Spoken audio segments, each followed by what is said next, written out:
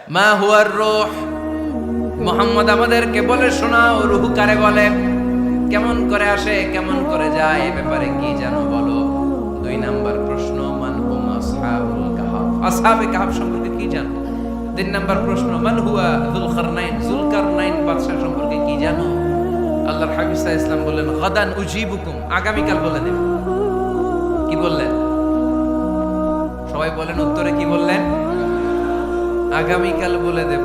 তো আগামীকাল সবাই এসে হাজির। বলো, 3টা প্রশ্ন রেখেছিলাম গতকাল, উত্তর বলো। আল্লাহর হাবিব সাল্লাল্লাহু আলাইহি ওয়াসাল্লাম বলতে পারলেন না, কারণ ওহী আসেনি। তিনি ছিলেন ওহী নির্ভর, dependent on wahi, dependent on revelation, guided by the wahi. তিনি এর পরের দিনে বললেন গাদান উজিবুকুম, আগামীকাল বলবো। এর পরের দিনে এরা এসে হাজির, উত্তর নাই। আল্লাহর হাবিব সাল্লাল্লাহু আলাইহি ওয়াসাল্লাম আবারও বললেন গাদান উজিবুকুম, আগামীকাল বলবো। এর পরের দিনে এরা এসে হাজির। এরকম 1 দিন 2 দিন 3 দিন নয়, টানা 15 দিন আল্লাহর হাবিব সাল্লাল্লাহু আলাইহি ওয়াসাল্লামের প্রশ্নগুলোর উত্তর করতে পারেন নাই। আল্লাহর হাবিব সাল্লাল্লাহু আলাইহি সাল্লামের নবুয়তি জিন্দেগিতে এত বিব্রতকর পরিস্থিতিতে তিনি কখনো পড়েন নাই। ইহুদিরা প্রতিদিন এসে হট্টগোল করে আর মক্কায় রটনা ছড়ায়, দেখো এই লোকটা যদি সত্যি নবী হতো তাহলে তো উত্তর করতে পারতো, ঠিক কি না?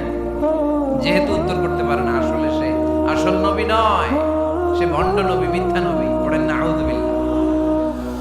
15 দিন পর আল্লাহ আয়াত নাযিল করলেন, ওয়ালা তাকুলান্না লিশাইইন ইন্নী ফাইলুন যালিকা গাদা ইল্লা আইয়াশা আল্লাহ। ও নবী, ভবিষ্যতের ব্যাপারে সামনে থেকে যখন আপনি ওয়াদা দিবেন, ওয়াদা দেওয়ার সময় ইনশাআল্লাহ শব্দটা মিলিয়ে দিবেন। সুবহানাল্লাহ পড়েন। আল্লাহর হাবিব সাল্লাল্লাহু আলাইহি সাল্লামকে শিখানোর মধ্য দিয়ে গোটা উম্মাহকে আল্লাহ শিখাই দিলেন যে ভবিষ্যতের কমিটমেন্ট যখন দিব, প্রমিস যখন দিব, প্রমিস দেওয়ার সময় কি বলবো? কি বলবো? আল্লাহর হাবিব সাল্লাল্লাহু আলাইহি সাল্লাম ইনশাআল্লাহ বলতে ভুলে গিয়েছেন।